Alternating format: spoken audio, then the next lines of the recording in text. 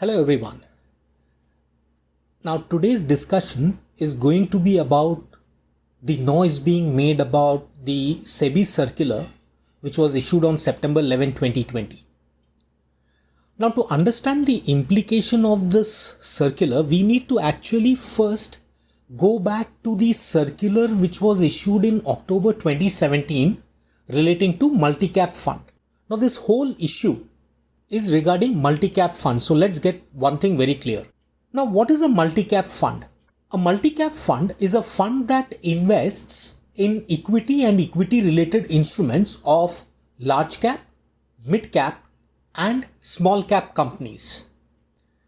Before we go any further, let us also get some clarification on what exactly is meant by large cap, mid cap and small cap. Now, these are all rankings based on market capitalization.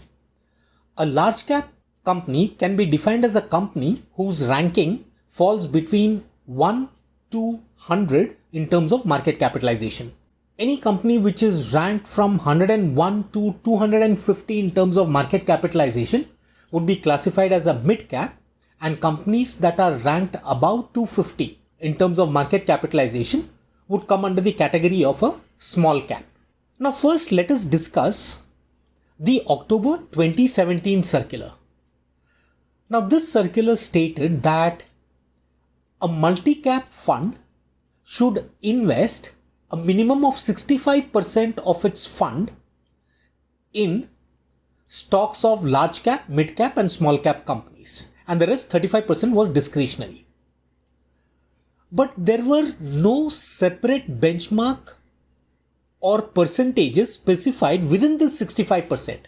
So what a large number of funds in reality were doing was, they were investing a major chunk of their assets in large cap stocks, to the extent that most of the funds invested about 70% of their assets in large cap stocks, about 20 to 22% in mid cap and the balance 8% in small cap stocks.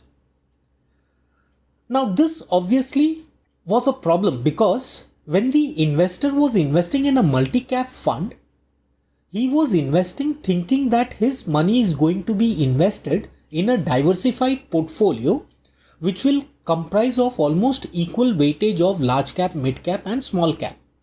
But in reality what was happening is his money was predominantly being invested in large cap stocks, which means these multi-cap funds were in essentially duplicating what a large cap fund was already doing.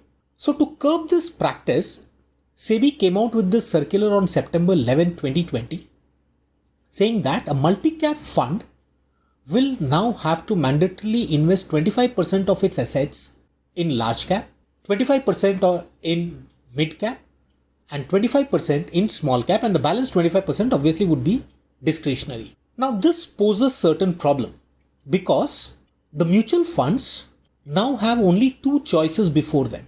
One is they continue with their existing portfolio, in which case they will possibly have to reclassify their funds, because the major chunk of the fund is invested in a large stock. So they will have to reclassify the funds or else merge the fund with another fund. That is one option which is there before the mutual funds. The second option, where they say no, we want to maintain the status of a multi-cap fund, in such a case they will have to reconstitute their portfolio. Now, presuming that they reconstitute their portfolio, what is going to happen? In such a case, the mutual funds will now be looking to offload the large cap stocks which they hold and substitute it with small cap and mid cap stocks. Now this might result in a sell-off in large stocks and buying in mid cap and small cap stocks. Now market sources say that the quantum of large cap stocks that would be sold to reconstitute this portfolio would be to the tune of around 40,000 crores. Now that's a big number. So that much sell-off in the large cap stock is bound to have its effect on the prices of the large cap stocks. That's one. Second is, If all the mutual funds now go in for buying of small cap and mid cap, the prices of the small cap and mid cap stocks are going to rise, and it might so happen that a lot of funds may end up buying the mid cap and the small cap stocks at pretty high prices, which ultimately is going to hurt the investor. So as far as funds are concerned, it has got two choices: reclassify its scheme or continue with the existing scheme, but then you reconstitute your portfolio. But in this whole situation, what about the investor?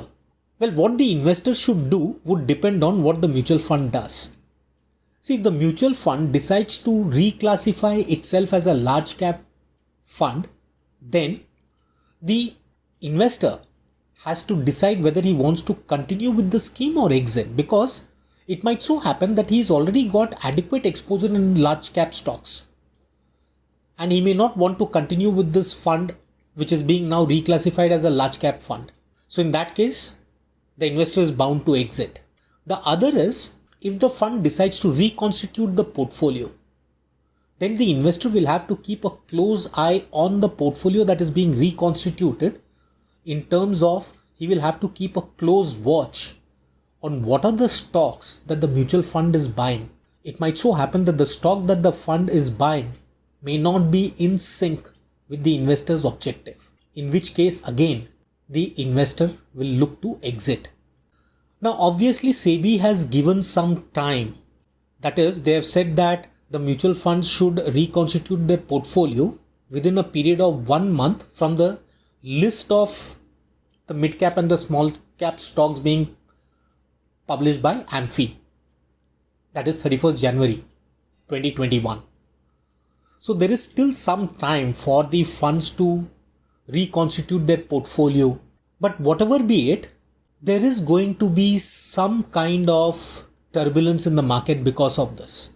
So the next 2 months, investors would be advised to keep an eye on some good mid cap and small cap stocks, because I personally think that some of them, in the wake of buying by these funds to reclassify their or reconstitute their portfolio, some of these stocks could witness good price appreciation, and there is a chance that investor could make some good money out of it. So keep a close watch on some of the mid cap and small cap stocks, and there might be a beautiful opportunity to make money in the next 2 or 3 months. That's all for today's session. Stay healthy, stay fit, and ciao.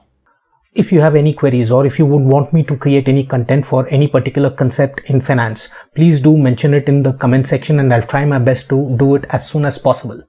If you like this video, please do share it, and do not forget to hit the subscribe button or smash the bell icon so that you do not miss out on any of my posts.